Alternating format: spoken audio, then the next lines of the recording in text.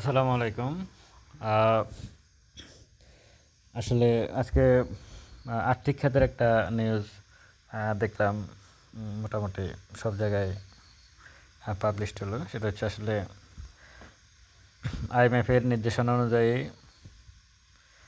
ব্যাংকগুলো তাদের যে সুদ হার এতদিন কেন্দ্রীয় ব্যাংক যে নিয়মটা দিয়েছিল স্মার্ট সুদ হারের, সেটা আসলে আজ থেকে আর কার্যকর হবে না। ব্যাংকগুলো তার নিজস্ব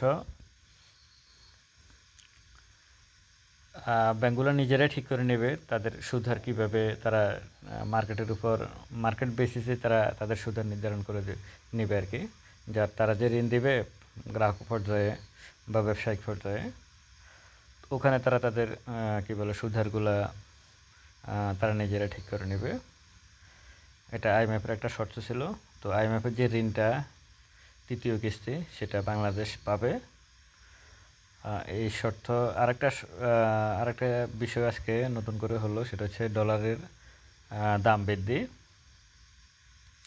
একদিনে 60 টাকা ডলারের দাম বৃদ্ধি করে 117 টাকা করা হয়েছে। আজকে 110 টাকা ডলার রেট ছিল এতদিন, সেটাকে 160 টাকা একদিনে বাড়িয়ে 117 টাকা করা হয়েছে। তো এই দুইটা জিনিস আসলে বলবো যে শেয়ার মার্কেটের জন্য কতটুকু পজিটিভ। আসলে এটা পজিটিভ না।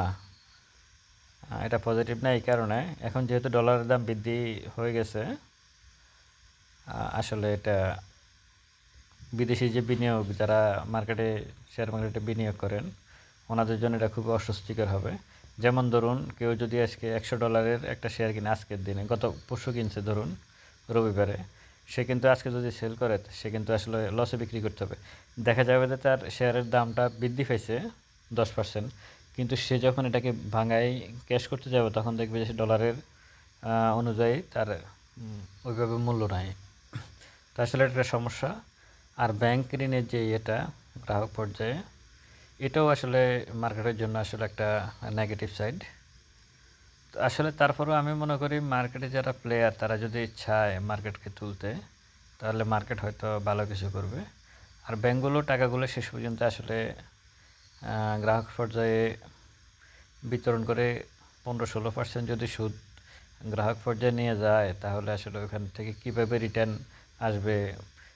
কোনো লোক যদি 1 লাখ টাকা নিয়ে ব্যাংক থেকে ঋণ নিয়ে এসে ব্যবসা শুরু করে, সে 16-17% যদি ব্যাংকে সুদ দেয়, সে আর কত টাকা ব্যবসা করবে।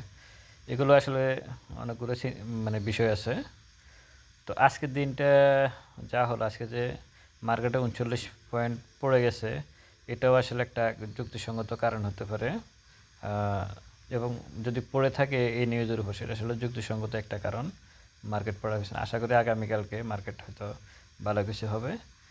তো এই ডলারের দাম বৃদ্ধি, কেন্দ্রীয় ব্যাংকের এখন আর সুদের উপর কোনো ব্যাংকগুলোর উপর সুদের যে তার উপর কোনো নিয়ন্ত্রণ নাই। আইএমএফের যে ঋণের কিস্তি সেটা পাবে। সব কিছু মিলে একটা ভালো দিক আছে আর দুইটা খারাপ সাইড আছে। এই দুটো মিলে তিনটে মিলিয়ে আসলে আগামীকালকের সপ্তাহের শেষ দিন মার্কেট কতটুকু কী করে দেখার বিষয়। ভালো থাকবেন আপনারা। আসসালামু আলাইকুম।